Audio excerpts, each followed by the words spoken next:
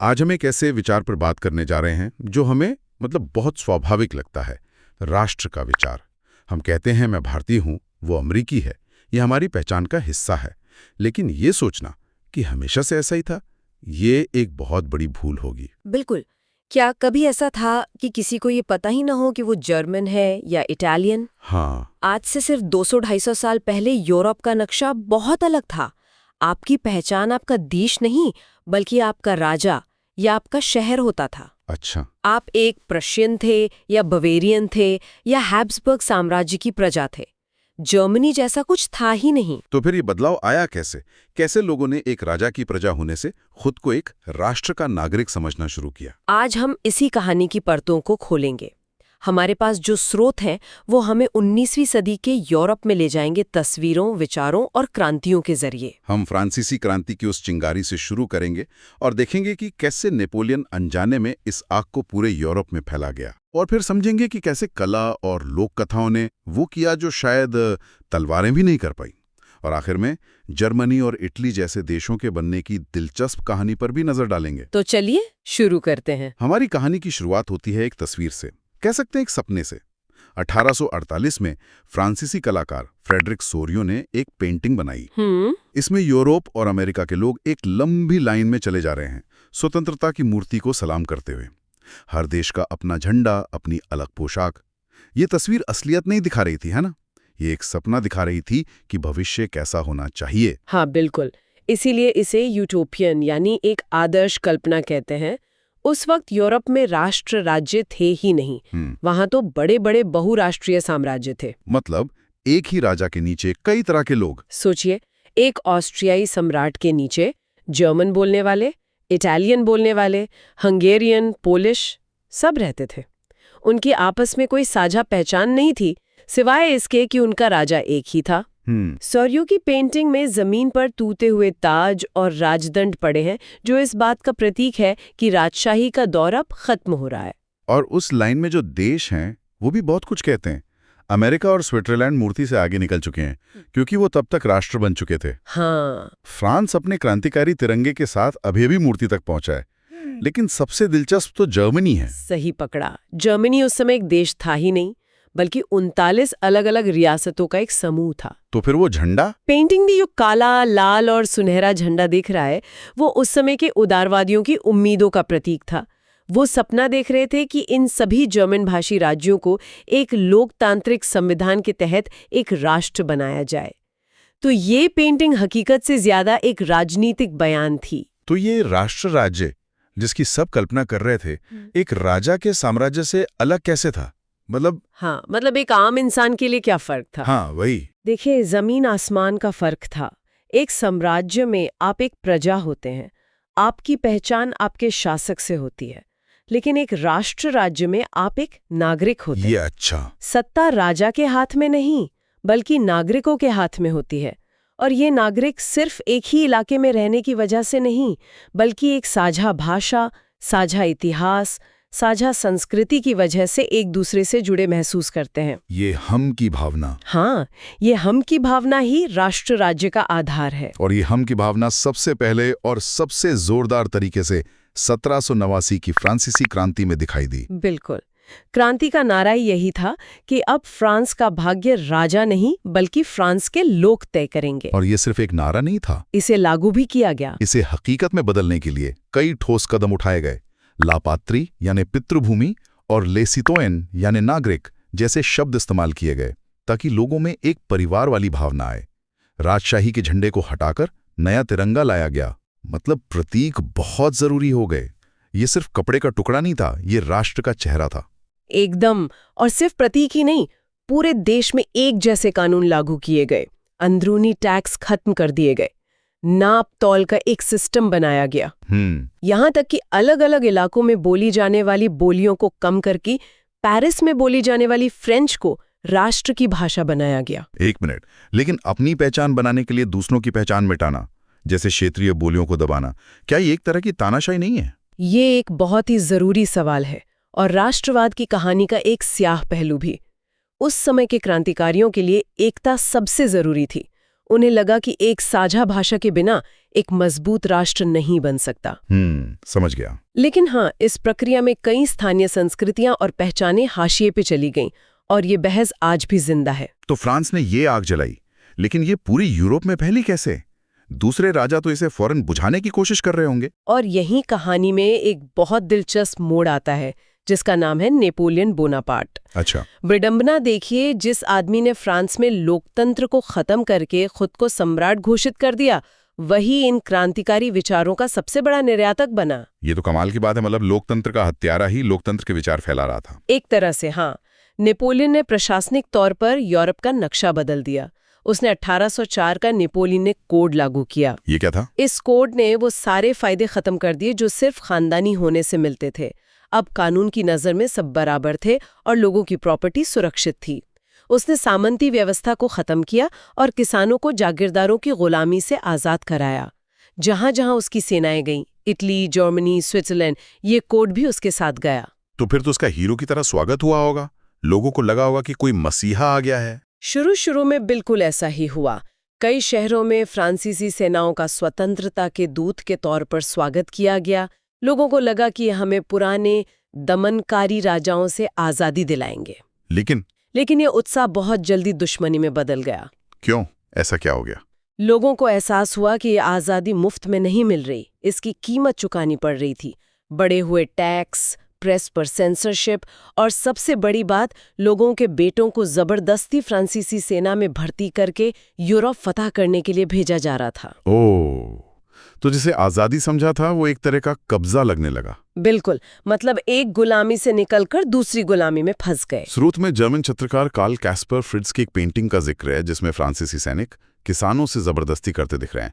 वो उन्हें मुक्तिदाता नहीं बल्कि अत्याचारी के रूप में दिखा रहा है। हाँ, पर एक और कैरिकेचर है जिसमें 1813 में लाइप्जिग की लड़ाई हारने के बाद नेपोलियन को एक डाकिया के रूप में दिखाया गया है, जिसके बैग से उन सभी देशों के नाम वाली चिट्ठियां गिर रही हैं जिन्हें वो हार चुका है। ये दिखाता है कि आम लोगों की राय उसके बारे में कितनी बदल चुकी थी। तो नेपोलियन ने पूरे यूरोप का नक्शा बदल दिया। लेकिन जब वो 1815 में हार गया तो क्या सब कुछ वापस पहले जैसा हो गया, या फिर राष्ट्रवाद का जो जिन बोतल से बाहर आ गया था उसे वापस बंद करना नामुमकिन था? बहुत बढ़िया सवाल है। नेपोलियन को हराने वाली बड़ी ताकतों ब्रिटेन, रूस, प्रशिया, ऑस्ट्रिया ने पूरी कोशिश की कि इस जिन को वापस बोतल में बंद कर दिया जाए। वो रूढ़िवाद यानी कंजर्वेटिज्म में यकीन रखते थे। रूढ़िवाद? हाँ, मतलब पुरानी व्यवस्था को बनाए रखना। हाँ। उनके लिए फ्रांसीसी क्रांति एक बुरे सपने जैसी थी। अराजकता, राजा का सिर कलम किया जाना। वो चाहते थे कि राजशाही, चर्च और समाज का पारंपरिक ढांचा बना रहे। तो उन्होंने वियना में एक संधि की। हाँ, 1815 में उन्होंने वियना में एक संधि की और यूरोप को वापस नेपोलियन से पहले वाले दौर में ले जाने की कोशिश की। लेकिन एक नया वर्ग भी तो उभर रहा था जो ये बदलाव नहीं चाहता था, मध्यम वर्ग। बिल्कुल, औद्योगिक क्रांति की वजह से एक नया पढ़ा लिखा और अमीर वर्ग पैदा हो रहा था। व्यापारी, उद्योगपति, वकील, प्रोफेसर, जिनके पास पैसा था, शिक्षा थी, लेकिन राजनीतिक ताकत नहीं थी।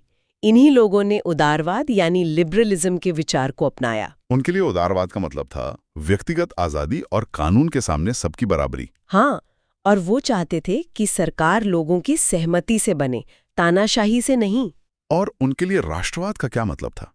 क्या ये सिर्फ ऊंचे ऊंचे विचारों की लड़ाई थी या इसका कोई आर्थिक पहलू भी था? नहीं, ये सीधे सीधे व्यापार और पैसे से भी जुड़ा था। सोचिए, उस समय जर्मनी 39 राज्यों में बटा था। सबकी अपनी मुद्रा, अपने नाप तौल के तरीके, अपने टैक्स। बाप रे! एक व्यापारी को एक शहर से दूसरे शहर जाने में 11 जगह टैक्स देना पड़ता था। ये किसी बुरे सपने जैसा था। समझ गया। तो राष्ट्रवाद उनके लिए एक बिजनेस सॉल्यूशन भी था। एक देश, एक मुद्रा, एक कानून का मतलब था व्यापार में आसानी। एकदम सही। इसी का एक उदाहरण है 1834 में बना ज़ोलवेराइन नाम का एक कस्टम यूनियन, जिसने ज्यादातर जर्मन राज्यों के बीच के टैक्स खत्म कर दिए और मुद्राओं की संख्या 30 से घटाकर 2 कर दी। तो उसने आर्थिक रूप से जर्मनी को एक कर दिया। हाँ, राजनीतिक रूप से एक होने से बहुत पहले। तो एक तरफ रूढ़िवादी राजा थे जो कुछ भी बदलना नहीं चाहते थे, और दूसरी तरफ ये नए उदारवादी राष्ट्रवादी थे जो सब कुछ बदलना चाहते थे। टकराव तो होना ही था। और वो हुआ भी। जब राजाओं ने इन विचारों को दबाना शुरू किया तो ये लोग अंडरग्राउंड हो गए और गुप्त संगठन बनाने लगे। और यहीं पर एंट्री होती है जुसेपे मेत्सीनी की। हाँ, इटली के क्रांतिकारी जुसेपे मेत्सीनी। वो एक रोमांटिक और जुनूनी किस्म के इंसान थे। मेत्सीनी ऑस्ट्रिया के चांसलर मेटरनिच ने हमारी सामाजिक व्यवस्था का सबसे खतरनाक दुश्मन कहा था। ऐसा क्या था उनमें? मेत्सीनी का मानना था कि राष्ट्र भगवान की बनाई हुई इकाइयां हैं। वो कहते थे कि इटली को अलग अलग राज्यों का चिथड़ा बनकर नहीं रहना चाहिए, बल्कि उसे एक होकर एक राष्ट्र बनना चाहिए। उन्होंने यंग इटली और यंग यूरोप जैसे संगठन बनाए ताकि युवाओं में क्रांति की भावना जगाई जा सके। तो मेटेलिस जैसे रूढ़िवादियों के लिए मेत्सीनी के विचार पूरे यूरोप की स्थापित व्यवस्था के लिए एक टाइम बम जैसा था। बिल्कुल, और ये बम फटे भी। 1830 और 1848 के बीच पूरे यूरोप में क्रांतियों की लहर आ गई। मेटरनिच की वो बात सच साबित हुई। जब फ्रांस चीखता है तो बाकी यूरोप को सर्दी लग जाती है। सही है। 1830 में फ्रांस में क्रांति हुई, जिसका असर बेल्जियम पर पड़ा और वो नीदरलैंड से आज़ाद हो गया। इसी दौर में यूनान ने भी ऑटोमन साम्राज्य से आज़ादी की लंबी लड़ाई जीती। बहुत गहरी थी। हाँ, और यहाँ पर रोमांटिसिज्म या स्वच्छंदतावाद का जिक्र आता है। ये क्या था? ये कोई कला का आंदोलन था? ये उससे कहीं ज्यादा था। ये औद्योगिक क्रांति का एक तरह से साइड इफेक्ट था। जब शहर धुएं और मशीनों से भर रहे थे और इंसान की पहचान खो रही थी, तब कलाकारों और कवियों ने कहा, रुको, हमारी असली पहचान तर्क और विज्ञान में नहीं, हमारी लोक कथाओं में है, हमारे संगीत में है, हमारी भावनाओं में है।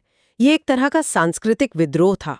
तो ये ऐसा ही है जैसे आज लोग शहरों से थककर प्रकृति के करीब जाना चाहते हैं या लोक संगीत सुनना चाहते हैं कुछ असली महसूस करने के लिए। क्या खूब कहा, बिल्कुल वैसा ही।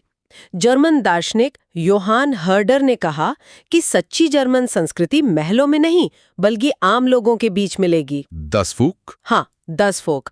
उनके लोकगीतों, लोक नृत्यों में राष्ट्र की सच्ची आत्मा वॉक्सगाइस्ट बसती है। और ग्रिम ब्रदर्स की कहानियां, क्या वो सिर्फ बच्चों के लिए नहीं थी? नहीं, वो एक बहुत बड़ा राजनीतिक प्रोजेक्ट था। जैकब और विल्हेल्म ग्रिम गांव-गांव घूमकर ये लोक कथाएं इसलिए इकट्ठा कर रहे थे ताकि फ्रांसीसी संस्कृति के प्रभाव को कम किया जा सके और एक जर्मन पहचान को गढ़ा जा सके। अच्छा। वो एक बिखरी हुई जर्मन आत्मा के टुकड़ों को जोड़ रहे थे।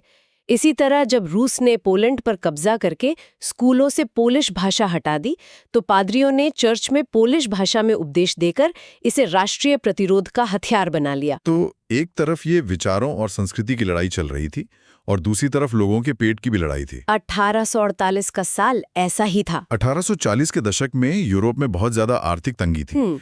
फसलें खराब हो रही थीं, बेरोजगारी चरम पर थी। 1848 में पेरिस में भूखे और बेरोजगार लोग सड़कों पर उतर आए और राजा को भागना पड़ा। और उसी के समानांतर पढ़े लिखे मध्यम वर्ग ने भी अपनी क्रांति शुरू कर दी। मतलब 2 क्रांतियां एक साथ चल रही थीं। हाँ, जर्मनी के फ्रैंकफर्ट शहर में पूरे जर्मन राज्यों से 831 चुने हुए प्रतिनिधि सेंट पॉल चर्च में इकट्ठे हुए।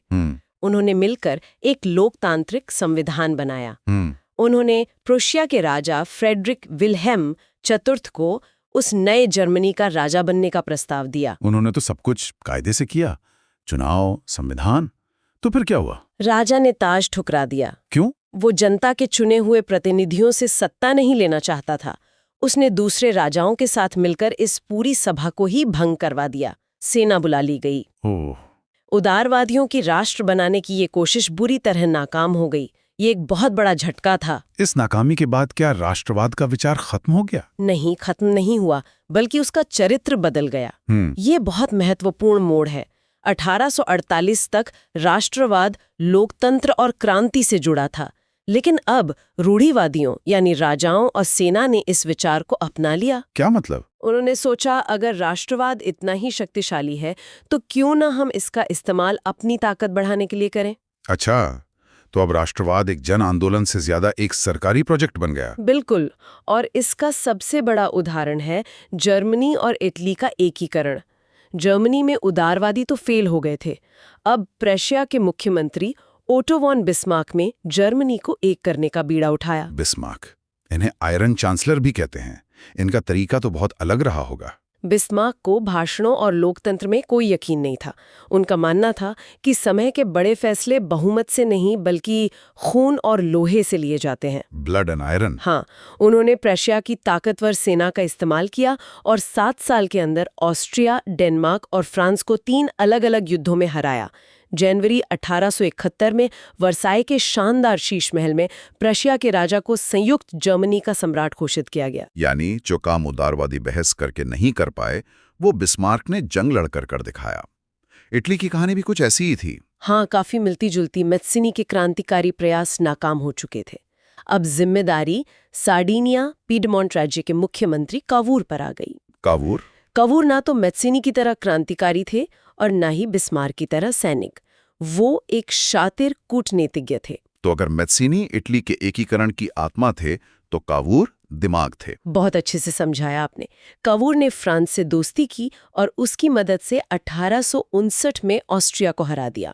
इसी बीच दक्षिण में जुजेपे गैरिबाल्डी नाम के एक और जोशीले नेता ने अपनी रेड शर्ट सेना के साथ स्पेनिश शासकों को खदेड़ दिया। यह एक मजेदार किस्सा है। कहते हैं कि दक्षिण इटली के जिन किसानों ने गैरिबाल्डी का साथ दिया, उनमें से ज्यादातर अनपढ़ थे। उन्होंने कभी इटालिया शब्द सुना ही नहीं था। उन्हें लगा कि लातालिया राजा विक्टर इमैनुअल की पत्नी का नाम है, जिसे उन्हें आजाद कराना है। हाँ, ये किस्सा दिखाता है कि बड़े बड़े राष्ट्रवादी विचार आम लोगों तक पहुंचते पहुंचते क्या शक्ल ले लेते हैं। सही बात है। खैर, इन सब कोशिशों के बाद 1861 में विक्टर इमैनुअल द्वितीय को एकीकृत इटली का राजा घोषित कर दिया गया। तो अब देश बन गए थे, लेकिन एक देश सिर्फ जमीन का टुकड़ा तो होता नहीं। लोगों को उससे भावनात्मक रूप से कैसे जोड़ा जाए, आप एक अमूर्त विचार को चेहरा कैसे देते हैं? कलाकारों ने इसका हल निकाला। उन्होंने राष्ट्र को एक इंसान का रूप दिया, खास तौर पर एक महिला का। ये कोई असली महिला नहीं थी, बल्कि राष्ट्र का एक रूपक थी, एक प्रतीक। जैसे फ्रांस के लिए मारियान? हाँ, मारियान एक आम ईसाई नाम था जो दिखाता था कि ये आम जनता का राष्ट्र है। उसे स्वतंत्रता के प्रतीकों लाल टोपी, तिरंगा के साथ दिखाया जाता था। चौराहों पर उसकी मूर्तियां लगाई गईं, सिक्कों और डाक टिकटों पर उसकी तस्वीरें छापी गईं, ताकि वो हर वक्त लोगों की नजरों के सामने रहे और उन्हें एकता की याद दिलाए। और जर्मनी के लिए जर्मेनिया, वो ओक के पत्तों का मुकुट पहनती है। सही, क्योंकि जर्मन ओक और वीरता का प्रतीक माना जाता है। एक पेंटिंग में जर्मेनिया के हाथ में तलवार है जिस पर जैतून की डाल लिपटी है, यानी हम लड़ने को भी तैयार हैं और शांति भी चाहते हैं। और उसके पैरों में टूटी हुई जंजीरें, वो आजादी का प्रतीक हैं। ये तस्वीरें उस दौर में राष्ट्रवाद की भाषा थीं जिसे अनपढ़ भी समझ सकता था। तो हमने देखा कि कैसे राष्ट्र का विचार, जो एक कलाकार के सपने से शुरू हुआ था, 19वीं सदी में एक ऐसी हकीकत बन गया जिसने यूरोप का नक्शा और लोगों की पहचान हमेशा के लिए बदल दी। ये एक ऐसा विचार था जिसे क्रांतियों ने जन्म दिया, युद्धों ने शक्ल दी और संस्कृति ने उसकी आत्मा भरी। इसने लोगों को भाषा, इतिहास और विरासत के नाम पर ऐसे जोड़ा जैसे पहले कभी नहीं हुआ था। लेकिन कहानियां खत्म नहीं होती, ये सिक्के का बस एक पहलू था। बिल्कुल। स्रोत हमें बताते हैं कि 19वीं सदी के अंत तक यही राष्ट्रवाद संकीर्ण और आक्रामक होने लगा। हर राष्ट्र खुद को दूसरों से बेहतर समझने लगा। और जब ये राष्ट्रवाद साम्राज्यवाद यानी दूसरे देशों पर कब्जा करने की होड़ से जुड़ गया, तो इसने 1914 में यूरोप को पहले विश्व युद्ध की तबाही में धकेल दिया। तो ये सोचने पर मजबूर करता है, एक विचार जो लोगों को एक साझा पहचान में एक साथ लाता है, वही विचार इतनी भयानक नफरत, संघर्ष और विभाजन का कारण कैसे बन सकता है?